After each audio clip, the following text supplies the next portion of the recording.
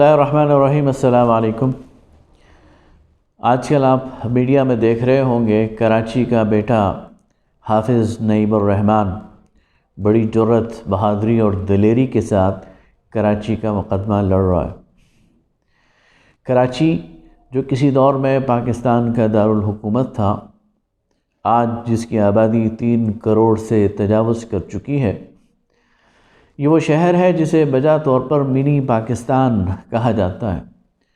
یہ وہ شہر ہے جس نے پاکستان کے ہر علاقے کی میزبانی کی ہے، جسے روشنیوں کا شہر قرار دیا جا سکتا ہے، جس کو غریب پرور شہر قرار دیا جا سکتا ہے، جس کے بارے میں مشہور ہے کہ وہاں کوئی رات کو بھوکا نہیں سوتا۔ لیکن گزشتہ 40 برس میں 80 کی دہائی سے لے کر آج تک یہ شہر اس کو نظر لگ گئی ہے۔ یہ انتشار کا شکار ہے، افتراق کا شکار ہے، لسانی تعصب کا شکار ہے، اور یہاں کے رہنے والے ایک عجیب آزمائش میں اور ابتلا میں مبتلا ہیں۔ اور چاہے وہ لسانی تعصب ہو، چاہے وہ ریاسی سیاست ہو، روایتی سیاست ہو، اور چاہے وہ اسٹیبلشمنٹ کا گھناؤنا گھن چکر ہو، یہ شہر اس کے عذاب سے گزر رہا ہے۔ کراچی کو بجائے طور پر پاکستان کی معاشی شہرک قرار دیا جا سکتا ہے۔ صوبہ سندھ کا 90% ریونیو یہ شہر کراچی سے جنریٹ ہوتا ہے۔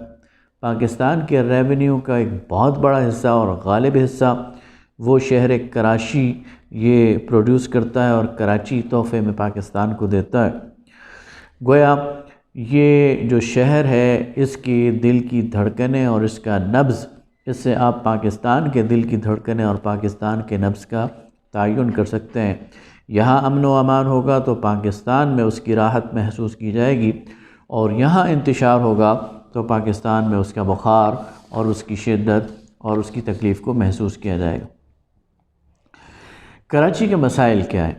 حافظ نعیم الرحمن وہ جرأت مند کراچی کا فرزند ہے جو ہر موقع پر اور ہر مقام پر اور ہر پلیٹ فارم پر کراچی کے مسائل کو پیش کر رہا ہے۔ کراچی کی سیاست میں بھی حافظ نعیم الرحمن اب ایک مقام حاصل کر چکے ہیں۔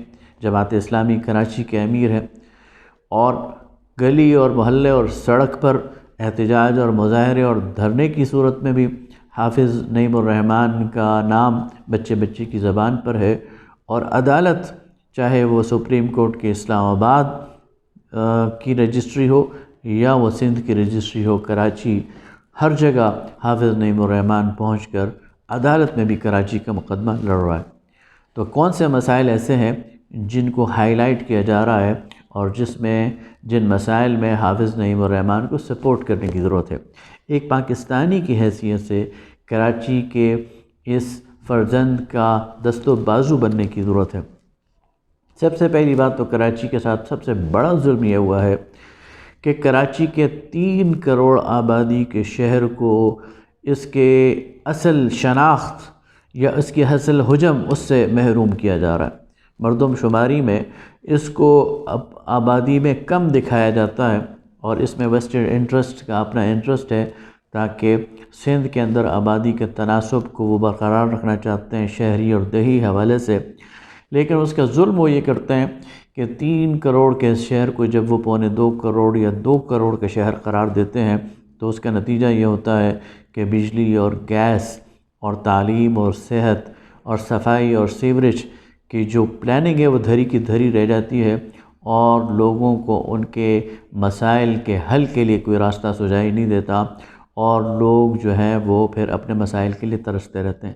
تو کراچی کے ساتھ سب سے بڑا ظلم یہ ہے کہ اس کی آبادی کو کم کر کے دکھایا جاتا ہے، حالانکہ یہ آبادی کا 3 کروڑ سے زیادہ بڑا شہر ہے۔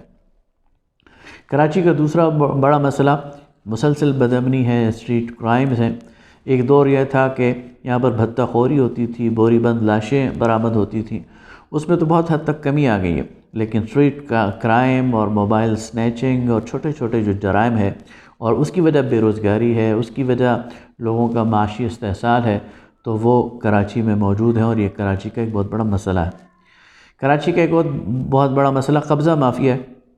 پبلک پارکوں پر قبضہ کر کے وہاں پر سیاسی جماعتوں کے دفتر بنا دیے گئے ہیں، وہاں سوسائٹیاں بنا دی گئی ہیں، وہاں پلازے کھڑے کر دیے گئے ہیں، ناجائز تجاوزات کے ذریعے عوام کا جینا دھوبر کر دیا گیا ہے۔ بحریہ ٹاؤن کا مسئلہ آپ کے سامنے ہے کہ وہاں لاکھوں یعنی ہزاروں لوگوں نے وہاں انویسٹمنٹ کی اور پھر وہ بیچارے پریشان در در کی ٹھوکریں کھاتے رہے۔ اسی طرح شہری سہولیات کے جو فقدان ہے وہ ہمیں اتنے بڑے شہر میں نظر آتا ہے۔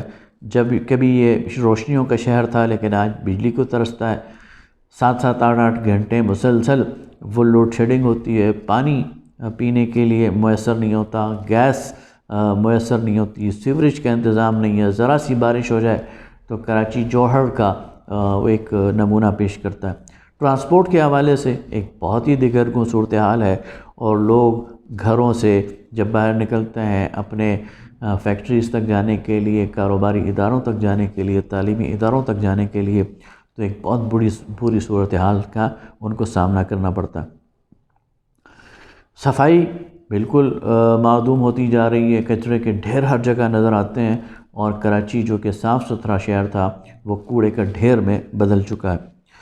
بلدیاتی اداروں کی عدم فعالی وہ بھی ایک بہت بڑا مسئلہ ہے۔ بلدیاتی ادارے اول تو وجود میں نہیں آتے، بلدیاتی انتخابات نہیں ہوتے، اور جب ہو بھی جائیں تو ایسے ادارے وجود میں آتے ہیں جن کے پاس اختیارات نہیں ہوتے اور جو کوئی کام نہیں کر سکتے۔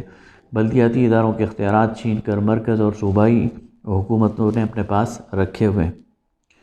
اسی طرح نسلہ ٹاور کا مسئلہ یہ بہت سارے مسائل میں سے ایک مسئلہ ہے کہ جو بلڈر ہے اور جو پراپرٹی ٹائکون ہے وہ تو ایک سائٹ پہ ہو جاتے ہیں، لیکن جن متوسط طبقے کے لوگوں نے ان سے فلیٹس خریدے ہیں وہ بیچارے اب در بدر ٹھوکریں کھا رہے ہیں، اس لیے کہ اس ٹاور کو گرانے کا حکم سپریم کورٹ نے دے دیا۔ لہٰذا یہ کراچی گوناگوں مسائلستان بنتا جا رہا ہے، اور اس وقت کراچی کی حقیقی آواز وہ جماعت اسلامی اور جماعت اسلامی کے امیر حافظ نعیم الرحمن ہیں، جو بہت جرأت کے ساتھ، بہت دلیری کے ساتھ کراچی کے مسائل کو لے کر چل رہے ہیں۔ اس وقت ضرورت اس بات کی ہے کہ ان کی آواز کو میڈیا تک پہنچایا جائے، اس وقت ضرورت اس بات کی ہے کہ ان کے ساتھ کھڑا ہوا جائے، ان کو اخلاقی سپورٹ فراہم کی جائے، اور پاکستان کے ہر حصے سے ان کے حق میں آواز بلند کی جائے۔